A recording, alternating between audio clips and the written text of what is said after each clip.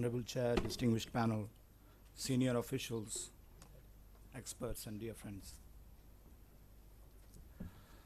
When we speak of developing counter-narratives against jihadism, we need to first focus on the jihadist narrative itself, because one can only construct counter-narratives if one has studied at least the broad contours of the contemporary jihadist narrative in the first place. I believe there is a paucity of literature which critically analyzes the jihadist narrative, even when it comes to differences and similarities between the narratives of global jihadist organizations like Al-Qaeda and ISIS, or the regional Muqallid Taliban and its Ghair Muqallid ISIS affiliated factions of the TTP. Conversely, the jihadists are very well aware of our mainstream narratives, discussed and often criticized by our own free press, and are very adept at exploiting the weaknesses and flaws of the existing discourse. In fact, I believe that the present jihadist narrative, much like communism in its time, is itself a counter-narrative to the modern and civilized discourse of our times. The narrative is ours, theirs is the counter-narrative. So our exercise should not merely concentrate on generating counter-narratives against jihadism, but more importantly on reinvigorating our modern, moderate, and liberal narratives, which are under attack from various sources that lie even outside jihadism these days. However, I would leave this line of thought here and concentrate more on getting a clear understanding of the term narrative. Being a literature student, I studied narrative as a fictional device, but its usage in the context of the term political narrative is fairly recent. In broad terms, a narrative is a spoken or written account of connected events or thoughts, as say in a story, which in the case of an extremist political narrative culminates into a violent political ideology with clear geopolitical goals and agenda. Thus, a political narrative covers the journey or sequencing of events and ideas wherein one thought or event appears to rationally culminate into its effect, be it in the form of a successive event or a more complex thought, thereby producing an escalating ladder that raises an ideological superstructure and climaxes into the movement's desired end state. In fact, every ideology, benign or aggressive, is built on narratives. Curiously, this exercise is quite common even at the individual level, as every person builds one's own version of life and events to make sense of his or her various experiences. Even established scientific and mathematical equations are essentially rationally and scientifically constructed narratives to a certain groundbreaking hypotheses. Without a convincing narrative, even truth appears false. All ideas and concepts put forward in any political narrative, even if they might appear separate and at times disjointed from each other, are part of a carefully designed whole and point to their hierarchical conclusion in a precise end state, such as a global caliphate in the case of jihadism. Thus, at an incipient level, political narratives work on and develop several small but essential concepts that serve as the stepping stones for a grand ideological superstructure. Disparate streams of arguments, concepts, and interpretations serve as toeholds for a great ideological ascent.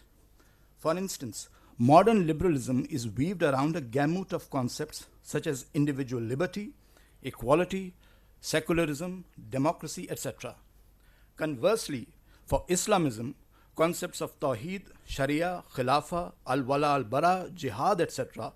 are fundamental concepts to the political ideology.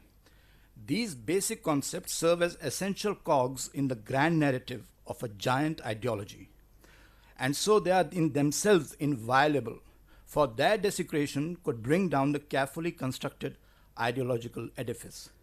So each and every concept of global jihadism can be effectively deconstructed and debunked if we identify and target each and every concept without debunking Islam itself.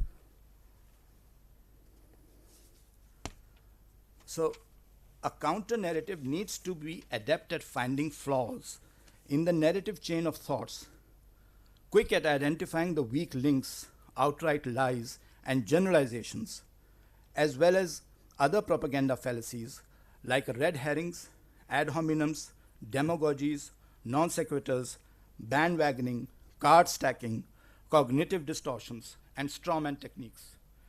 Extremist movements often strengthen these ideological or religious concepts by seeking to somewhat rationally or emotively establish their relevance in the light of prevailing circumstances and socio-political conditions.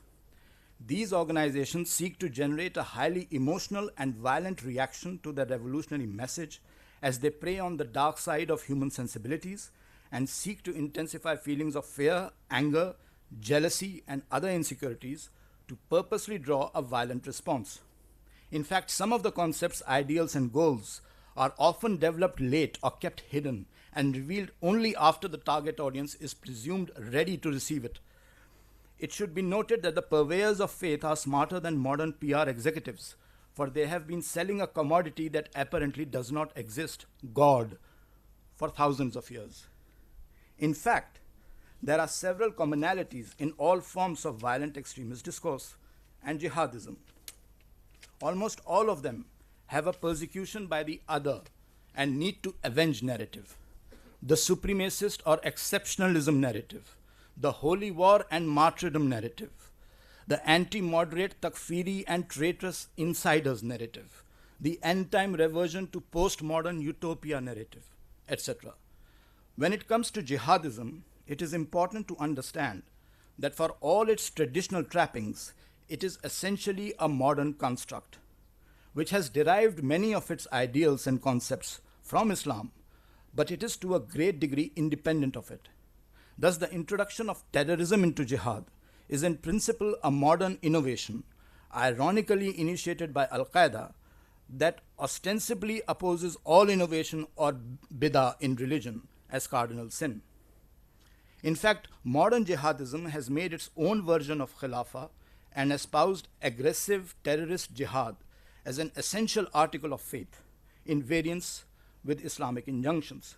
Many jihadist organizations of the day circulate a set of books to their neophytes. These include Abu Bakr Naji's Management of Savagery, that explores ways of employing terrorism to whittle down state armies in a protracted war of attrition, The Economic System of Islam by Taqiyuddin Nabhani, that details the inherent structural problems dogging the debt and speculation-based financial system of our times, Sayyid Qutb's infamous Milestones, Ma'alim fil Tariq, that calls for throwing away various countries' so-called traitorous leaderships, and the laws of Islamic governance, Al-Ahkam al-Sultaniya by Al-Mawardi.